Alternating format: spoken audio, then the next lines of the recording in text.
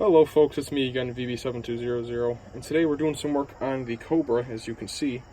Today I'm changing the spark plugs. Now, I wasn't originally going to record this, I was just going to do it, knock it out quick, but I noticed something a little funny when I was doing the job, obviously. So on the left-hand side, you have the spark plug that I took out of the motor. On the right-hand side, you have the replacements that I purchased that are going in.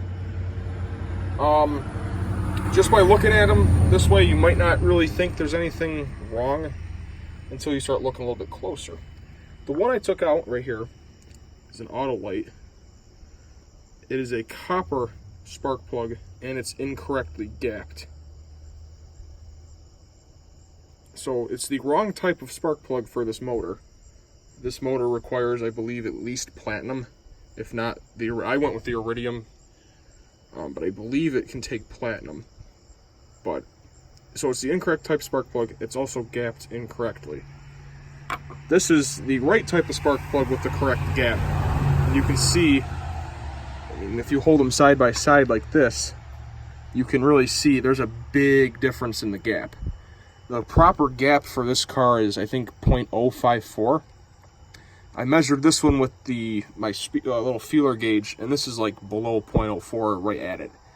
So it's the incorrect type of plug and the incorrect gap, which can, little issues they might be, but you can definitely notice it. It's not going to be running, at its top, what it should be able to be putting out. So definitely whenever you buy a used car, pop a spark plug out, look at it, make sure it's the right type. When I bought this car, the motor had been rebuilt by the previous owner, so I'm assuming, well, the lower end of the motor was. So I'm assuming when they did this, when they redid the plugs, because if you ever tear down a motor, you're supposed to replace all the preventative stuff like that.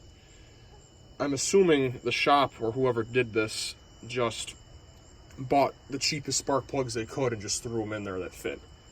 And obviously that isn't right. I mean, the motor does run, but there are little blips in the idle that I notice, especially when it's sitting still. You can feel it every once in a while go kind of, not really a blip where it's going to go up or down, but you can feel the car kind of shudder a little bit.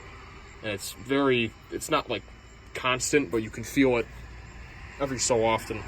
So, in case you were wondering too, spark plugs in this car is very easy to do. The motor's right up front. There's a cover that goes over these. It says 32 valve V8 on it. And then you just need a deep well socket, a 10 mil to get that cover off. This side you gotta take the air box out, but I mean that's just a screw here and down here, so. Yeah, but definitely check your spark plugs before you buy them. Thanks, guys.